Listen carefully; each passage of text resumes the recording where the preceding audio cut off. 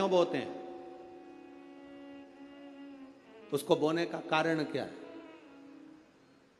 केवल कोई कहे कि हम ठाकुर जी को भजते हैं, भगवान कृष्ण को भजते हैं, कोई कहे हम तिरुपति बालाजी को, नारायण को भजते हैं, कोई कहता है कि हम हरि विट्ठल को, पांडुरंगा को भजते हैं, हमारे यहाँ हाँ हम इनको भजते हैं तो जवारे नहीं बोते। ना ना, पुष्टि मार्गी है, ठाकुर जी की सेवा करने वाला है, उसके यहाँ भी ये 9 दिन जवारे बोए जाते हैं। रामानुज संप्रदाय से जुड़ा हुआ है, नारायण की पूजन कर रहा है, उसके घर में भी जवारे बोए जाते हैं। पांडुरंगा हरि विट्ठल की उपासना कर रहा है, उसके घर में भी जवारे बोए जाते हैं। जवारे का महत्व हमारे यहाँ शास्त्र कहता है। क्या महत्व है उसका, क्या फल है उसका? महाराज,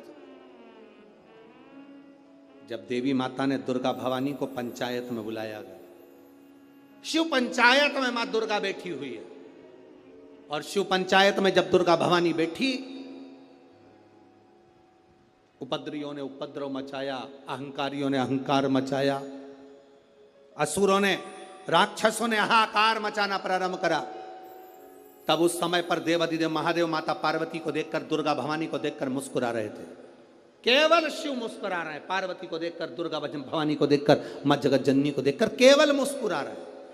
तब देवता सूर्य नारायण ने भगवान शिव जी को देखकर हाथ जोड़कर प्रार्थना करी।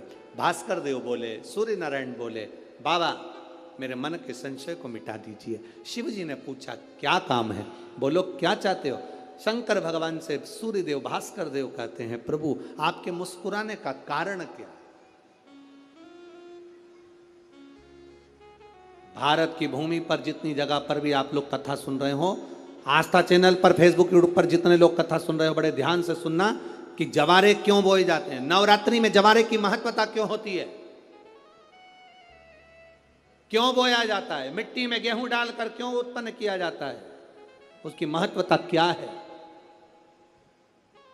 सूर्य नारायण पूछ रहे हैं भगवान देवाधिदेव महादेव से, आप दुर्गा भवानी को देखकर मुस्कुराए, आप हंसे हैं, आपके चेहरे पर प्रसन्नता आई है, कारण क्या? और महाराज देवाधिदेव महादेव ने कहा, यहां भगवान विष्णु, गणेश जी, भास्कर देव, आप सब बैठे हो।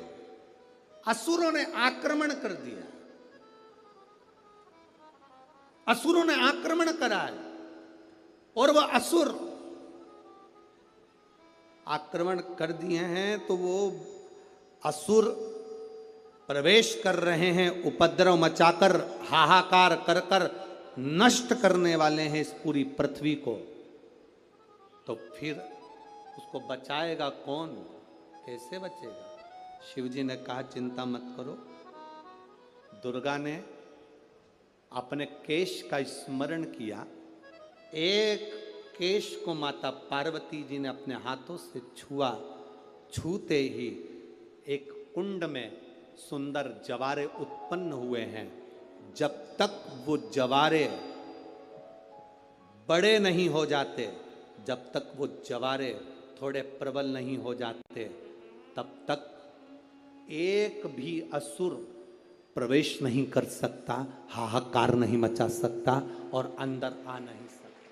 शिव महापुराण की कथा कहती है, जवारे जिसके यहाँ बोए जाते हैं, जवारे का, आप लोग कहते हैं कहीं पर देवी जी बैठी हैं, किसी के यहाँ मिट्टी की मूर्ति आई, 21 फीट की, 41 फीट की, 15 फीट की, 10 फीट की, 25 फीट की देवी जी की प्रतिमा स्थापना हुई। लोग कहते हैं हम देवी जी का दर्शन करने जा रहे हैं, दुर्गा जी का दर्शन करने जा रहे हैं। शिव महापुराण की कथा कहती है वो दुर्गा जी का दर्शन नहीं, देवी का दर्शन नहीं। नवरात्रे में जहां जवारे बोए जाते हैं वहां मात्र आप पांव रखते हैं तो अपने घर में से क्लेश दूर हट जाता है, अहंकार दूर हट जाता है, अभिमतता दूर हट जाती है, तकलीफें दूर हट जाती है। जिसके घर में जवारे बोए जाते हैं वहां से अहंकार, काम, लोभ, आसक्ति, वासना, तृष्णा और दुख, तकलीफें दूर हट जाती है। तो जवारे का मूल का तत्व आनंद, सुख। महाराज उसको समझने वाला समझ सकता।